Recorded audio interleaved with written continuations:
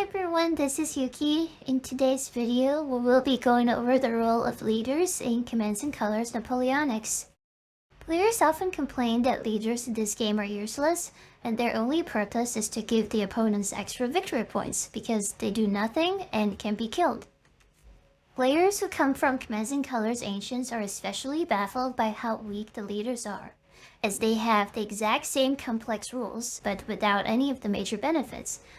If you look at the manuals for both games, you will see that this assessment is mostly accurate, and the leaders in Napoleonics feel very weak. This actually prompted the creation of Expansion 5, where 2 new leader-centric decks were added to the game, which in my opinion was a terrible update that really dumbed down the game, but that is a snobby and elitist opinion that I will try to keep to myself from now on. In all seriousness though, if you guys really want me to make a video about Expansion 5, feel free to let me know. Anyway, I agree that leaders are weak and I'm not here to argue otherwise.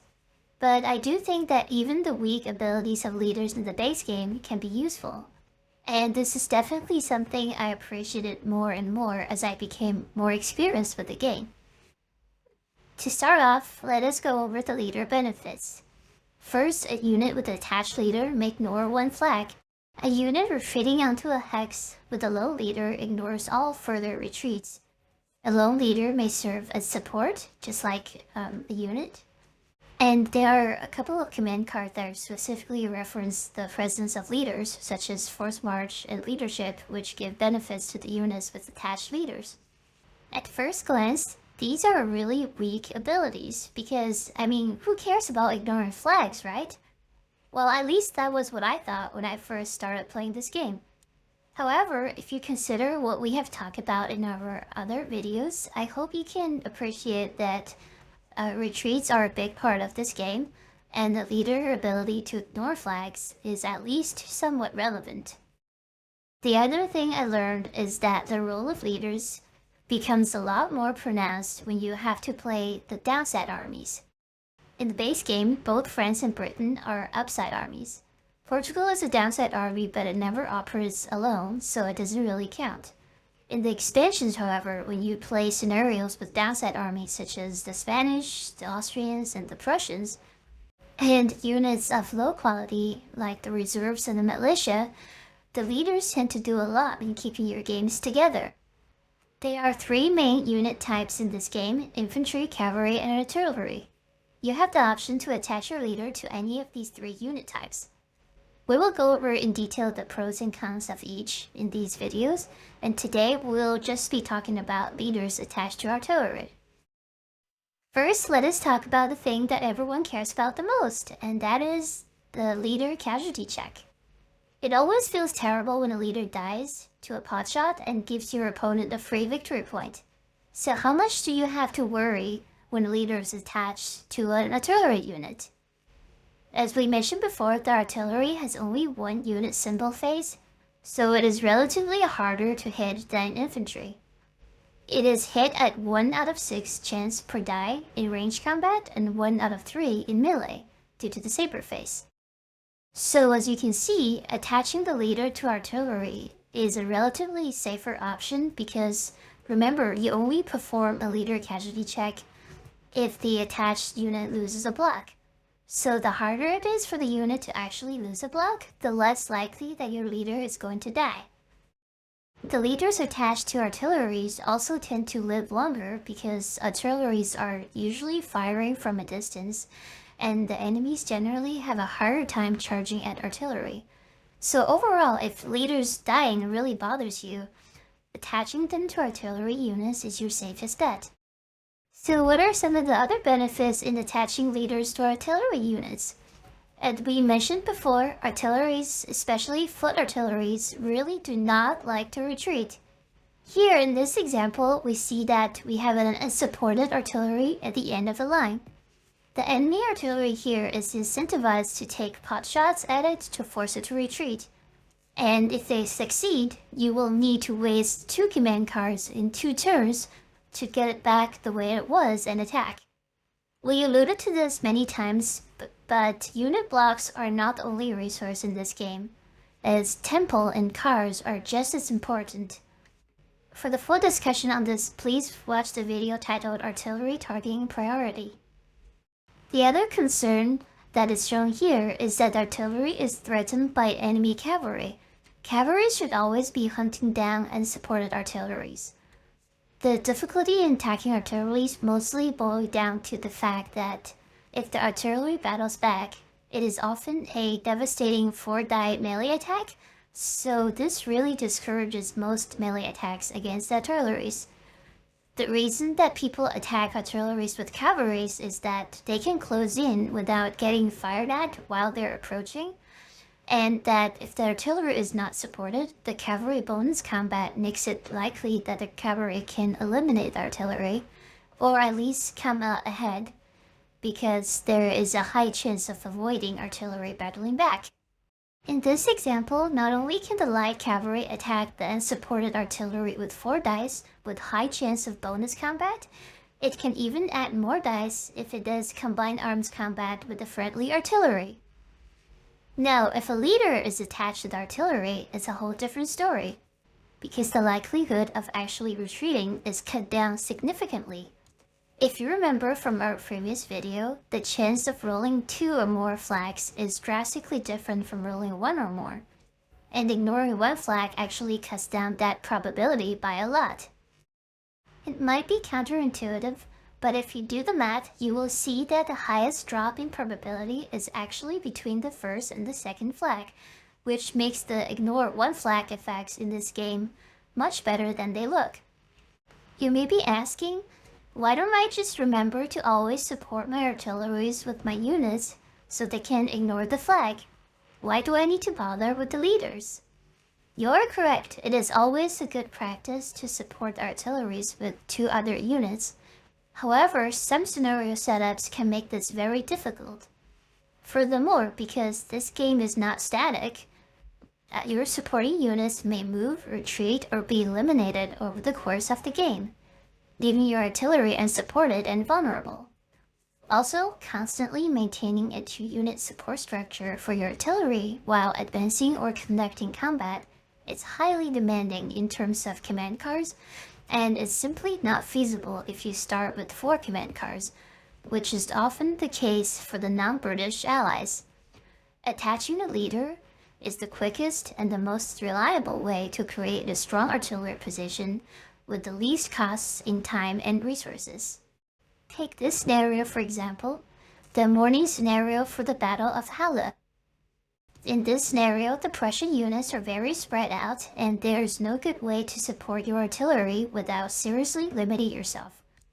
The lone leader, however, can be attached to either horse artillery to stabilize them with the play of a single command card. With the 4 command card hand in this scenario, I think this is something I will do here because it is the least disruptive way to stabilize artillery positions without breaking the command continuity for the rest of the board. Here we have another example in the scenario for the Battle of Hasla-Jungingen. On the Austrian left, we have a lone leader, an artillery, and 2 cavalry units.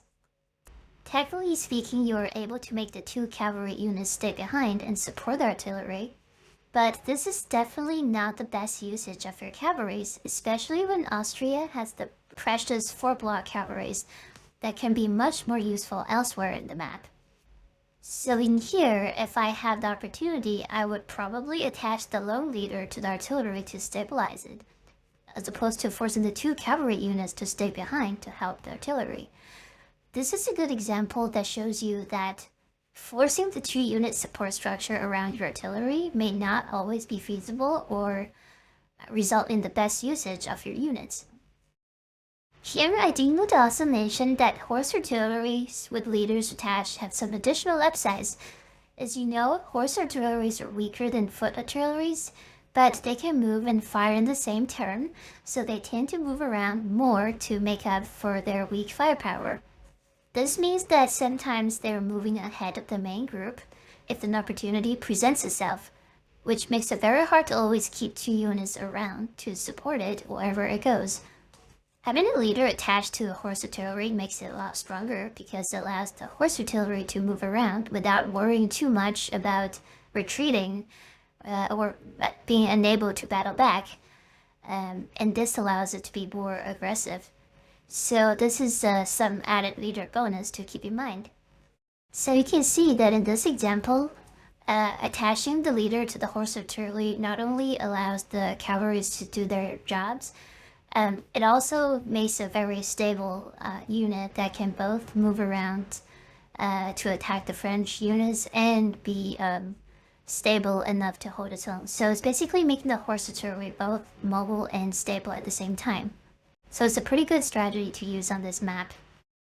Here I have one last scenario example I want to show. This is a scenario for the Battle of Wattenburg. I played this scenario recently with my Discord playgroup, and I was playing as the Prussians. As you can see, the French right, or the Prussian left, has many cavalry units, so it is extra beneficial to give the artillery here the leader attachment to deter cavalry charges against the artillery unit. In my game, I was unable to optimize my hand management, so I did not manage to attach my leader in time, and my artillery was charged by the cavalry and destroyed.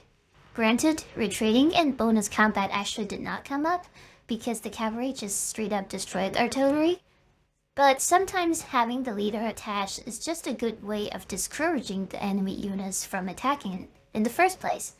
So like many other tactics in the game, it's one of those things where you're making a subtle move to change the behavior of your opponent rather than to directly kill enemy units or score points.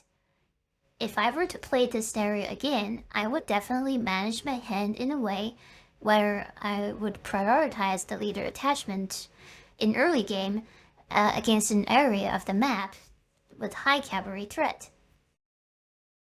The last thing I want to discuss is the command card advantage for leaders attached to artillery. The leadership card orders all leaders and their attached units and give those units +1 attack for the turn. This card is generally considered underpowered, but in the context of artillery leaders, if you can passively build up your leader's attachment to artillery units, this card can become fairly strong. In this example, we see that the Russian leaders are attached to artillery units, and if you played a leadership card at this moment, it would kind of function like a weakened version of the bombard card.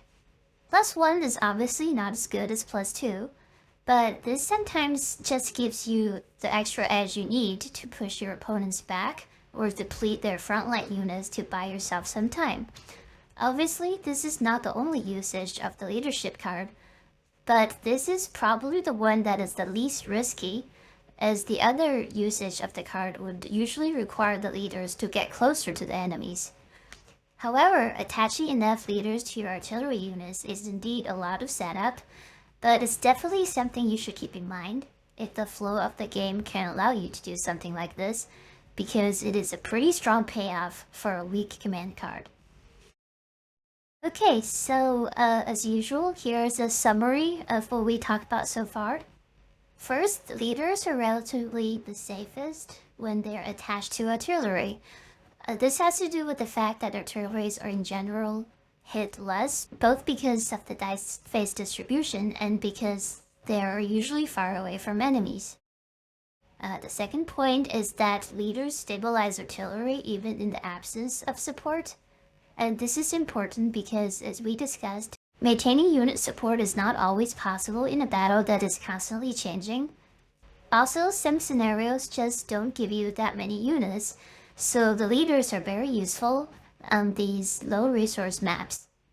Next, leaders attached to horse artillery enable horse artilleries to act independently and therefore more efficiently. Again, horse artilleries often need to be on the move in order to make a difference in the battle, so adding stability to their mobility turns them into very efficient firing platforms. Next, leadership command card can be set up in a way to function as a mini bombard card.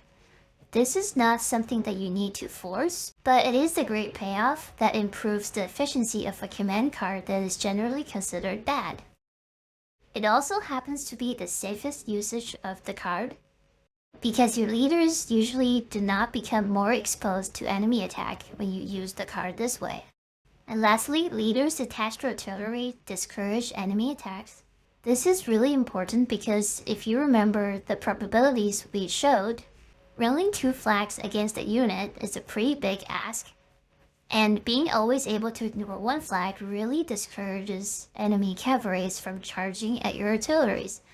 Given that a lot of the battles are shaped by the position of artilleries, this is probably the biggest bonus that the leaders can provide you in the context of artillery units. Okay, I think this is enough for today. There will be 2 more videos on leaders. One of them is going to be on cavalry leaders, and the other is going to be on infantry leaders. And I will try to fit in the discussion of lone leaders somewhere in these videos. Hopefully this video has been useful to you guys. I know leaders really suck when you first start playing this game, so hopefully these videos will help you make the best use of them. If you have any questions, please feel free to leave a message in the comment section. And please consider joining my Discord server for Commands Colors games. We recently started a playgroup for Commands Colors Napoleonics within the Discord server, and we are organizing online play regularly. We would love it if you would consider joining us. Thank you so much for watching and hope to see you soon.